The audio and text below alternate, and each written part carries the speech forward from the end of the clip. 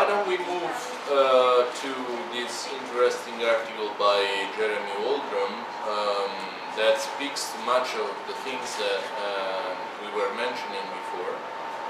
I mean, you know, Jeremy Waldron is a philosopher of law mainly who teaches at NYU, and he published in 2012 a book that I criticized in my book on dignity.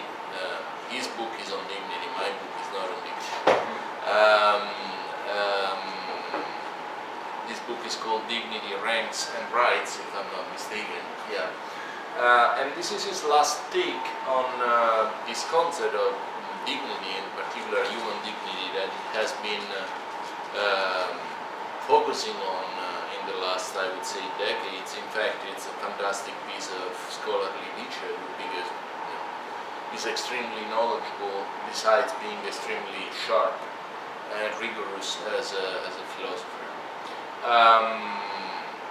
So, as a general point about this article, I'd like to say that he pretends, to a certain extent, not to take side with any of the theses he discusses here, or not.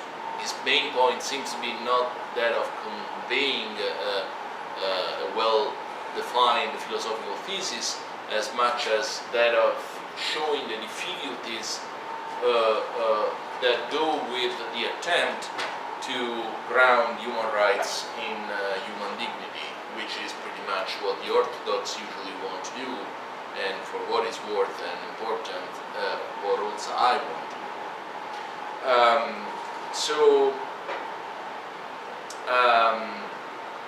He starts with something we should by now all be familiar with, that is the importance, at least in the preambles, that each of the major human rights documents assigns to human dignity. As he puts it, we are told in the preamble of the International Covenant on Civic and Political Rights that the rights it contains, quote, derive from the inherent dignity of the human person. And pretty much the same is said by the cognate International Covenant on Economic, Social and Cultural Rights, because it says that recognition of the inherent dignity and of the equal and inalienable rights of all members of the human family is the foundation of freedom, justice and peace in the world. So again, human dignity is the foundation of things human rights usually protect: freedom, justice and peace in the world. Now, while related, Waldron rightly points out these two these two sentences are not saying exactly the same things, because the first one is stronger, seems really to introduce a relationship between human dignity and human right, as if you can infer human rights from human dignity, whereas the second one is looser, in a sense, is simply establishing a correlation on the one hand between, on the one hand, human dignity and the inalienable rights of all the members of the human family and certain moral goods we care about: freedom, justice and peace.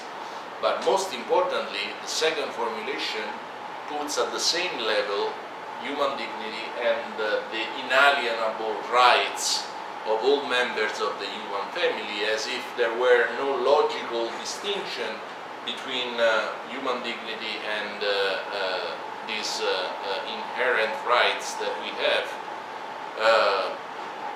in the same way in which it was suggested in the first formulation.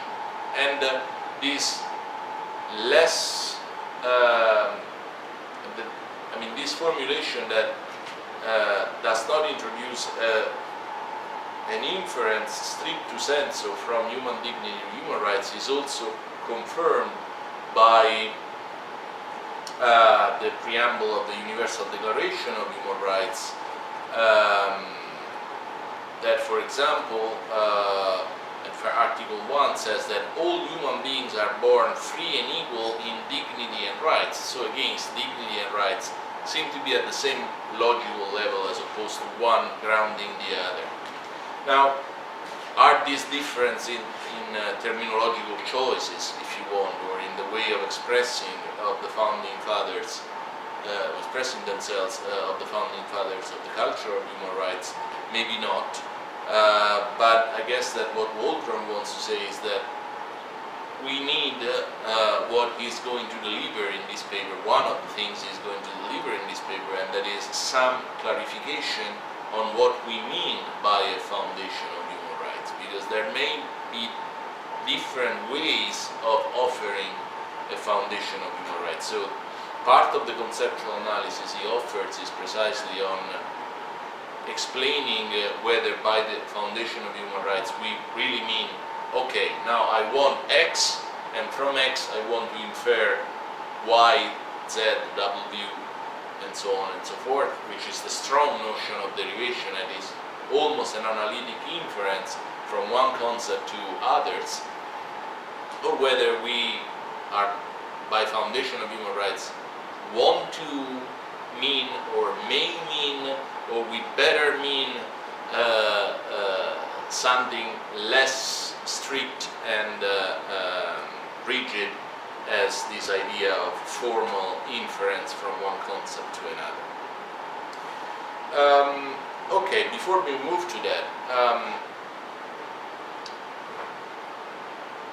and focusing a little bit on dignity, another thing that Waldron says, and I think is right in pointing that out, is that both covenants and the declaration make an appeal to dignity in the preamble, but then they also make dignity part of the things that are protected by human rights. So, for example, the Article 10 of the International Covenant on Civil and Political Rights says all persons deprived of their liberty shall be treated with respect for the inherent dignity of the human person. So notice, now dignity is no longer the things from which you derive whatever human rights you may have. Now dignity is part of the content of some of the human rights that are listed at this level. So,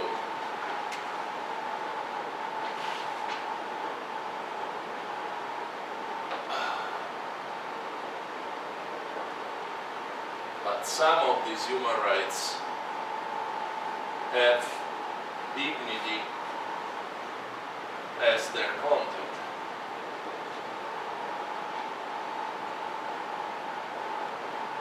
Now, is that a contradiction? I mean, is it okay to use the same concept both as a foundation of human rights as the content of some of the human rights?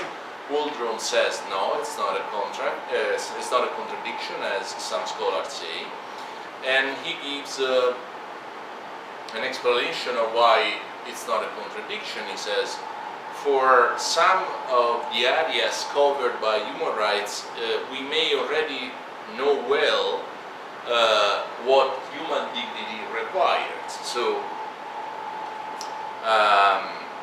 we know that in the area of religion,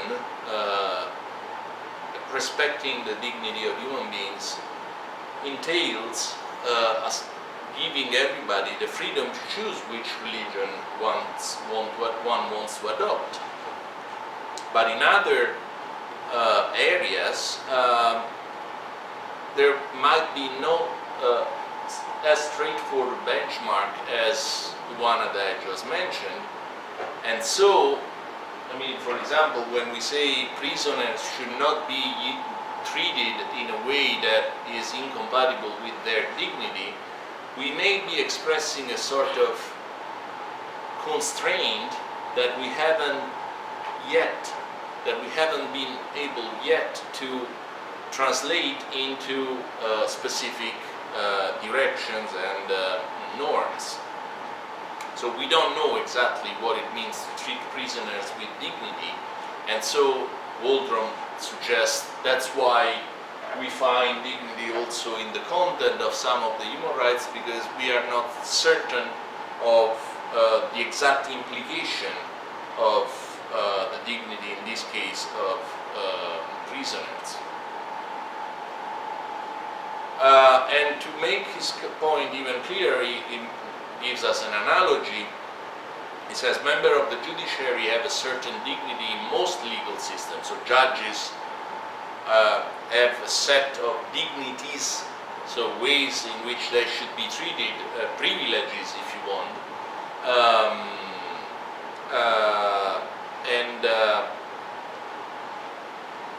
We may say that marking and protecting the dignity of the judges is the foundation of many of the rights that they have. So that many of the privileges that judges have to do with the protection of their dignity, understood here in a specific sense, not the human dignity up there. So what are these privileges? Well, they have the right to appear in the judicial robes, so dressed in a certain way. They have, as one national constitution puts it, a right to remuneration consistent with the dignity of their office. You cannot pay a judge too little, because, among other things, he would be too much tempted to be bought by parties. At least that's the intuition. Similar things are said about politicians, and we know that doesn't work that well. And also, they have right not to suffer direct affronts to their dignity in court. So one of the privileges they have makes a direct reference to their dignity. And Waldron says the fact that this latter right, not to affront, not to face affronts to their dignity in court, the fact that this latter right refers more or less directly to their dignity does not preclude possibility that judicial dignity is the foundation of all their rights. So, in the same way in which we could say that, all the privileges that judges have refer or are derivable from an idea of judicial dignity that most legal systems have, so they deserve a special protection, even the kind of role that they have. The fact that we attribute all privileges that they have dependently on the attribution of this judiciary dignity does not prevent the possibility of introducing a reference to this this judiciary dignity also in one of the specific privileges that we attribute to it. So you cannot insult a judge in court, because that would be an affront to his dignity, to his role, and that's the parallel with what happens in human rights. You have dignity appearing up there as at least the official point of reference for the rights that documents specify, but you also find dignity mentioned in the content of some of the human rights, and there is no contradiction in that. Okay, back to the question of pluralism that Darley was mentioning before. Waldron says, okay, so dignity, even if there is no contradiction, dignity is still a good candidate for the foundation of human rights. We might not want to neglect, at the outset at least, the possibility that dignity might turn out to be foundational for some rights, but not for all. Maybe we should say that there are all sorts of rights with all sorts of foundation. So, for example, it's possible that free speech has one sort of foundation, that human treatment for detainees, for prisoners, has a different foundation, the right to education another foundation, this pluralism of values that might ground different areas of human rights.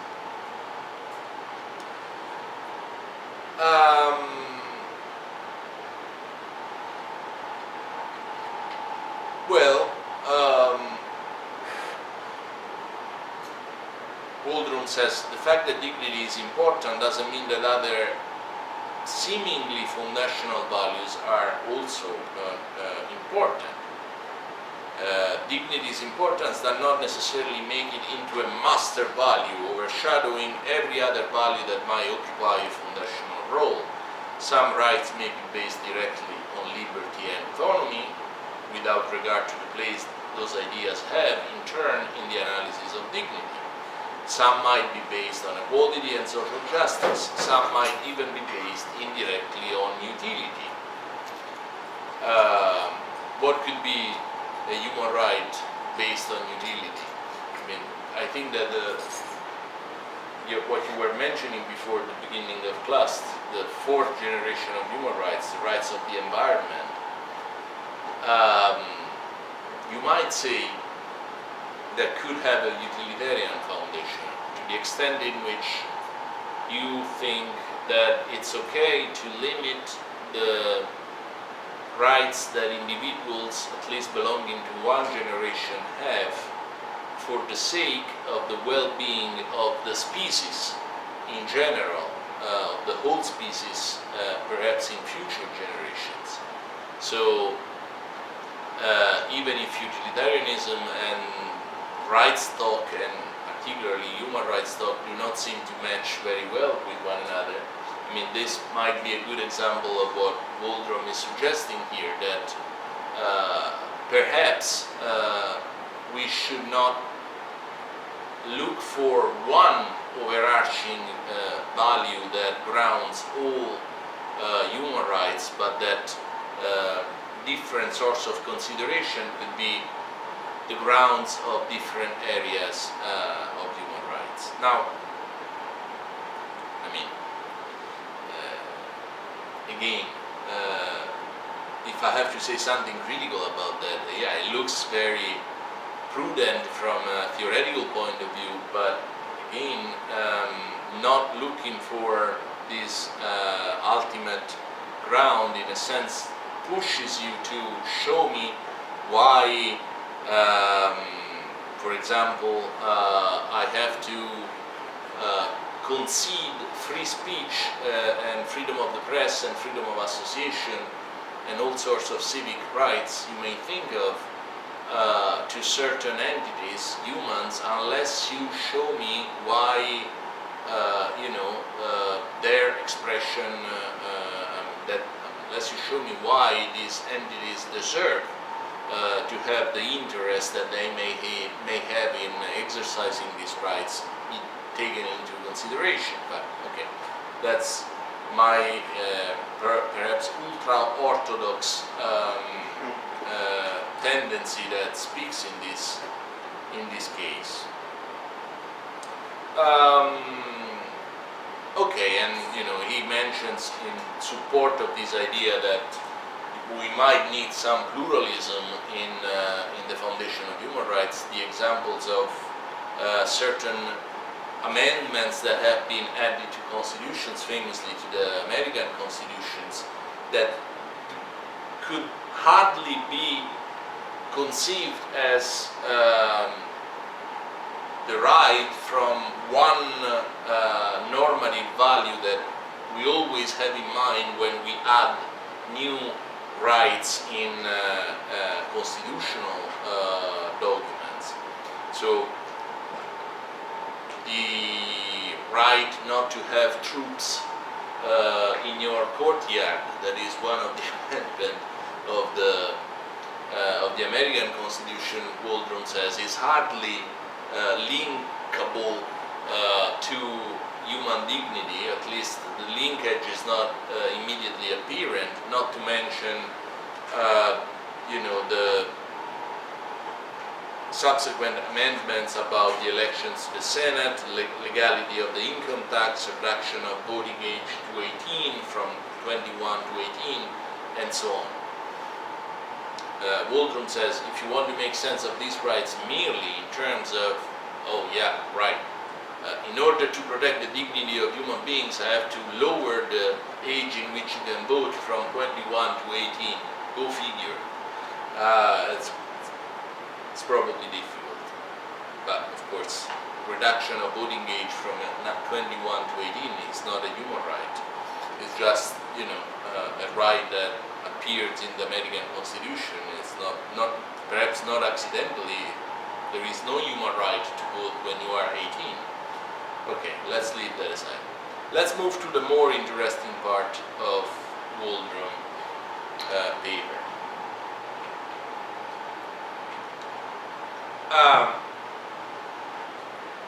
This part about definitional difficulties, as he calls it.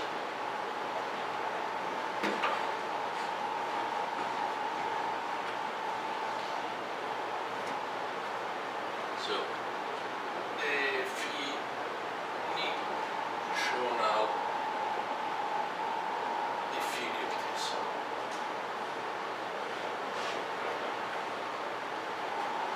What's difficult about defining human dignity? Well, of course, first thing that comes to mind is too vague. What do we mean by human dignity?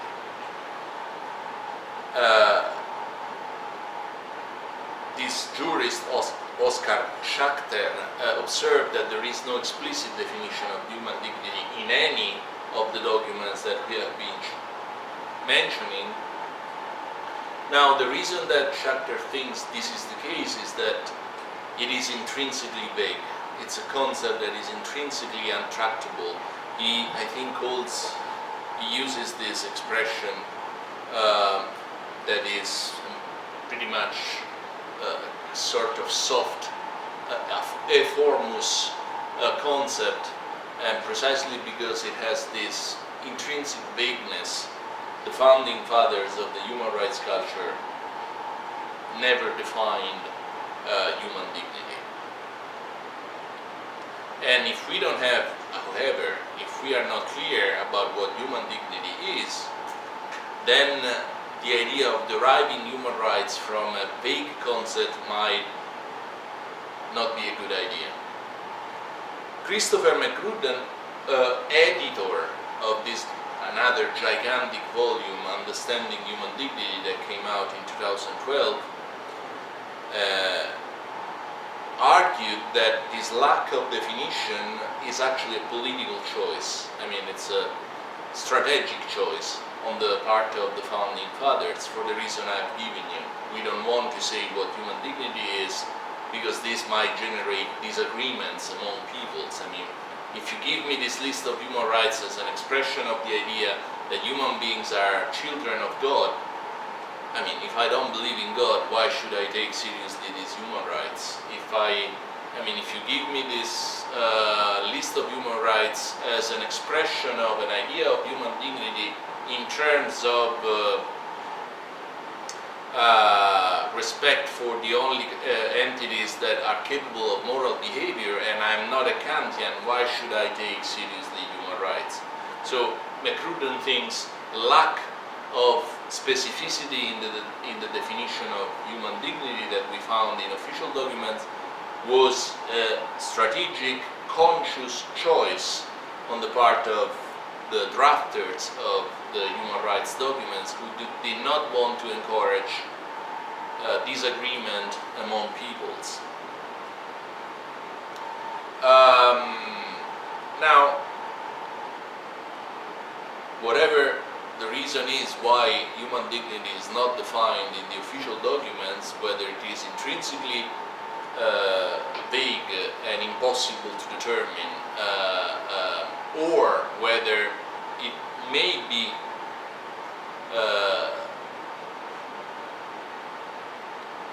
specified in certain way, but we decide not to do it because we don't want to encourage disagreement. It is certainly the case that dignity is not defined in any of the human rights document, at least not I think in any of the human rights documents we know it. Major, minor, conventions, declarations, treaties, and so on and so forth. Now, the reason for this could be that, as in other areas, sometimes you hear, for example in bioethics, is that human dignity is squishy. I confess that I learned this word in English by reading Waldron's paper. Squishy means sort of a formless piece of mud that it's something that you don't even know. That plays a lot of species. Oh yeah? Okay, well then, yeah. Anyway, so you get the idea. Yeah, I mean... It's almost onomatopoeic. Yeah, you give the form you like. Could be onomatopoeic, yes, I didn't think of it. But anyway, the idea is that it's so amorphous that it takes any form that you like. Right, yes. Exactly. Now,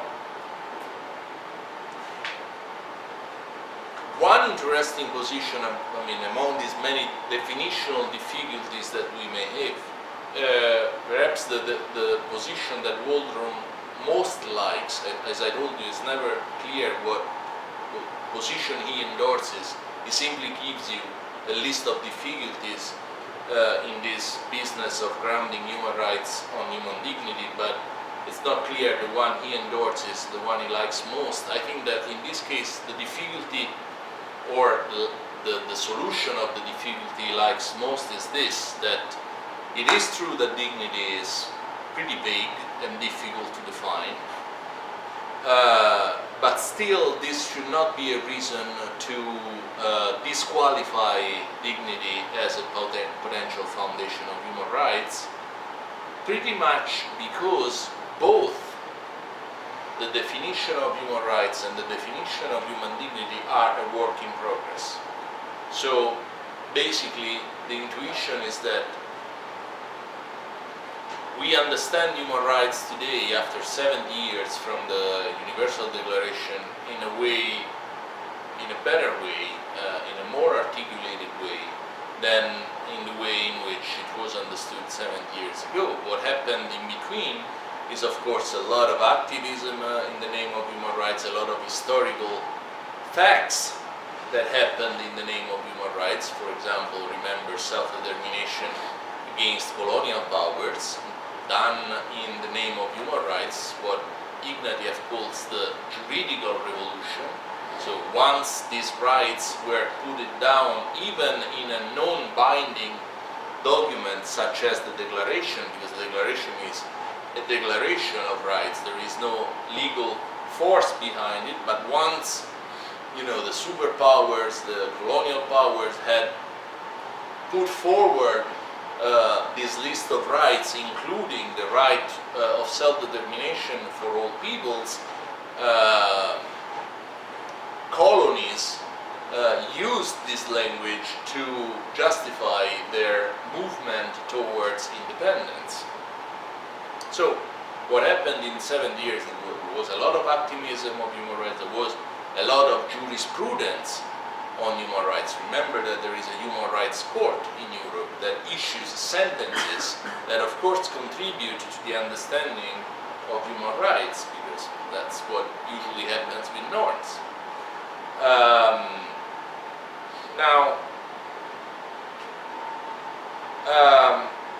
Waldron says, on the one hand there is a growing and improving understanding of human rights along the lines that I've just described, and on the other hand there may be similar things going on with human dignity. That is, there might be a dialectic between these two poles,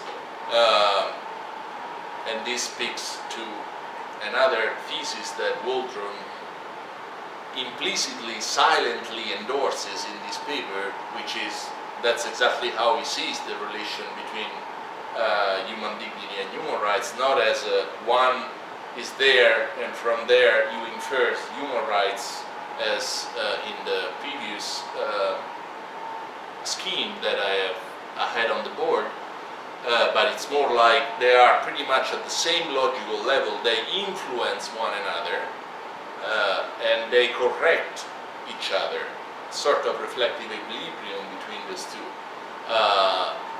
But again, the point we are making today is that the vagueness of human dignity is not a sufficient reason for disqualifying it from any foundational role that we may want to attribute to it.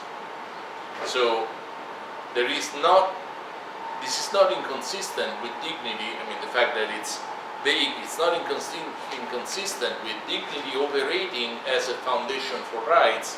For our understanding of human rights, no more than 70 years old in this modern incarnation, is a work in progress also. There is still no settled consensus about what it means to say that the right to F is a human right, apart from the minimum claim that it is a right that all humans are now conceived to have. The claim that dignity is the foundation of rights does not point us to a determinate premise, to a determinate definition. Rather, it instructs us to pay attention to questions about dignity in trying to address questions about right. It implicates the one line of inquiry in the other. So, the lack of determinacy in the content of human dignity is not sufficient to exclude the possibility of saying, look, whatever you may find out about human dignity is going to be relevant for human rights, which means to keep some foundational role for this concept despite its squishy nature. Okay.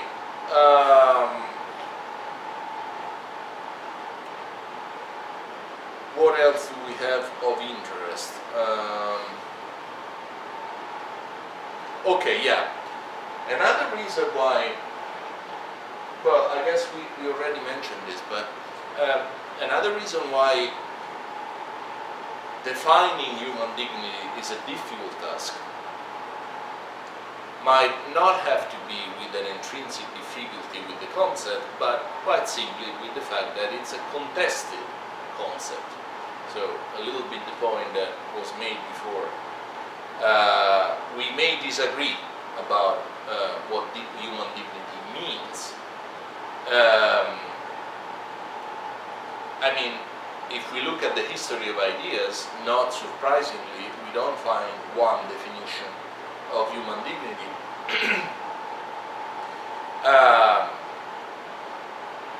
There is a proliferation of dignitarian theories. There is, as Waldron lists, a Kantian theory based on autonomous moral capacity.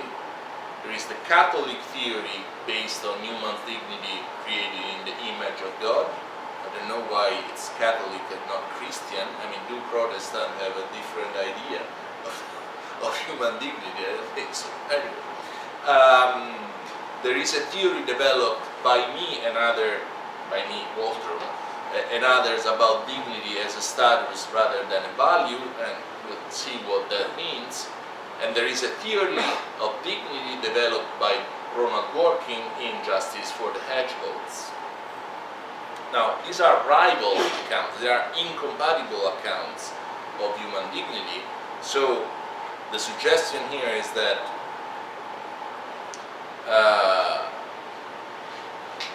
the reason why we don't have a definition is that it's contested concept, yeah, and if that is the case, again, we may reconsider whether we want to have human dignity as the foundation of human rights. Now, at this point, we might want to ask whether human rights really need a foundation, which could be dignity, which could be another thing, which could be another concept, doesn't matter. But do they really need a foundation to begin with?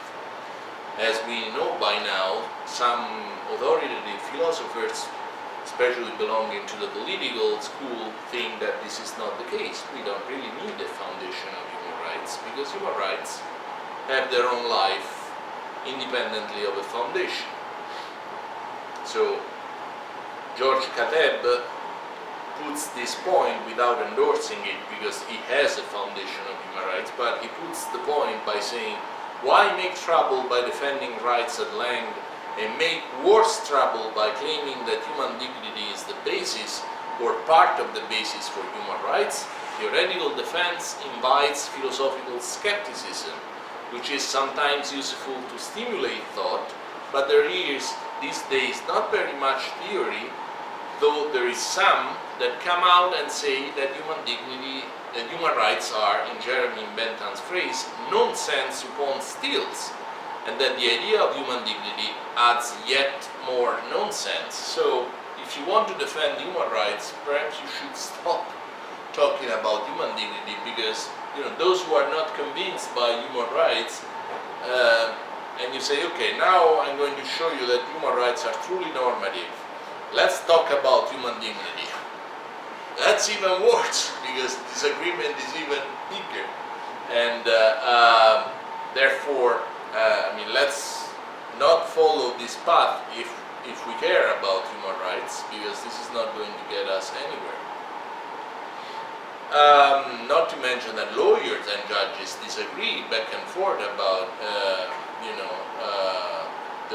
the way in which dignity may help us to define certain basic rights. Here, the famous example that he mentions a little bit later, but I think it's relevant, there was this famous ruling by the German Supreme Court on the possibility for the German Air Force to strike down an airplane that was hijacked by terrorists, to prevent the fact that terrorists would use that airplane to do something like in 9/11, okay, to hit a building and kill 300 people. So the question was, the premise of the Supreme Court intervention was that there was a law that would allow the German Air Force to strike down that airplane in order thereby killing the of course hijacked, so civilian, innocent people in the airplane. So the law would say, yes, the Air Force in this extreme condition is allowed to throw a missile at that hijacked airplane in such a way that, yes, we lose the lives of these poor victims who are in the airplane, we would die anyway, but at least we save the lives of the target of the terrorist, so the building or whatever target they might have. Now the Supreme Court said, no, that is not constitutional, because you are using the passengers as means for the end of someone else, so the ends of protecting the lives of the targeted civilians, and therefore they made that law unconstitutional. Waldron's suggestion here is, you see, this is a contested interpretation of dignity. The German Supreme Court, not surprisingly, had a strong Kantian notion of human dignity. So, to take seriously the dignity of human being is never to make anyone a means for the end of someone else, and killing these passengers through a deliberative act of force on the part of the government would exactly mean to transform them as means for the protection of the lives of other people. Now, you may disagree with this decision. I disagree, and I think that Kant has nothing to do with it, and I think that Kant would say it's a wrong decision, because what you are discussing is whether these people who would die anyway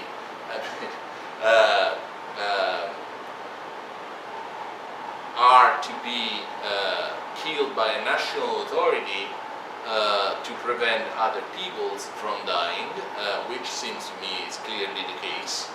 I mean, the only objection you might have is that you really never know whether, you know, what if a brave passenger within the airplane does something like it was done, you know, the last movie by Clint Eastwood, you know, that show how these 3 Americans in that train in Paris prevented the terrorist attack by, you don't know about it? I mean, the last movie of Clint Eastwood is all about, not surprisingly, he likes heroism, especially if it's American heroism. So it is about this thing that happened, I think, 3 years ago, 2 years ago, something like that. 2 years ago, more than 3 years ago. Okay, there were 3 American, 3 American soldiers, not dressed as soldiers, but they were part of the American army, traveling in a train, I think, from Brussels to Paris. And there were terrorists in that train that at one point hijacked the train. I don't know what they wanted to do. There was a terrorist with a machine gun. Yeah. Before he could start. He wanted just to shooting, kill he wanted people. just to kill I people. see. But actually, the real hero was a French teacher. First, so the guy tried to stop and got wounded, and then the 3 Americans jumped on him. But of course, these guys not very much relevant in of course. Clint Eastwood movie because he's not American, and most of all because he's an atheist. But third of all, because he's French, I would say. Yes, but the 3 guys, you know, saying God wanted us to be there, while the other guy says, I don't give a damn about this. So it's an interesting. He is the real hero. He really, at least, alerted the others that there was this problem. Yeah. Okay, so now I forgot why I mentioned these. The consequences. You don't know. I mean, what if a passenger in that airplane had done something similar? This French teacher and these 3 American soldiers and stopped the hijack. At that point, you know, nobody would have died. So, but this was not the argument that the Supreme Court made, which I think is the only sensible argument to make. It made the bad Kantian argument saying. We cannot use the lives of the passengers as means for protecting the lives of someone else. So why are we mentioning this?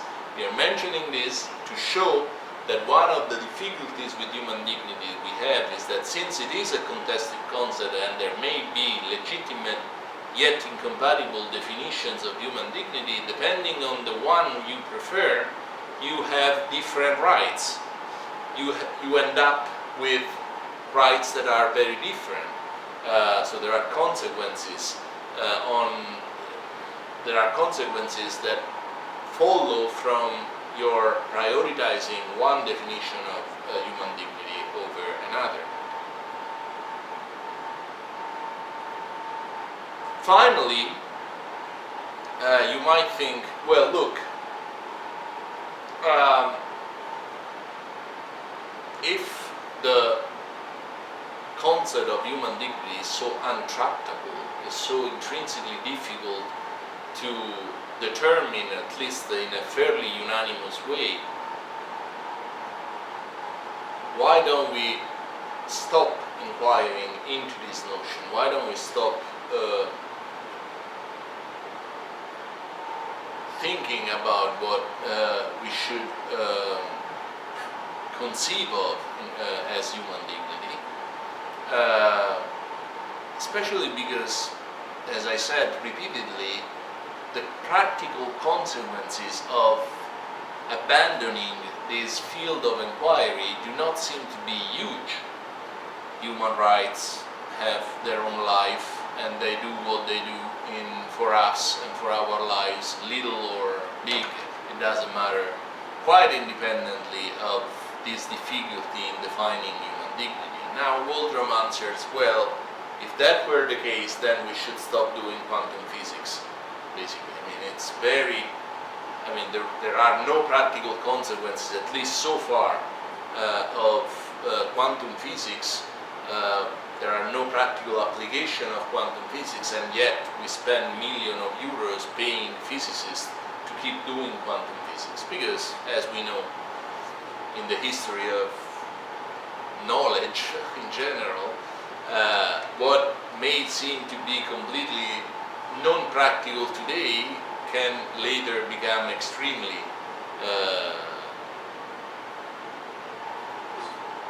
important for technological development, for meeting human needs, assuming that technology is about meeting human needs.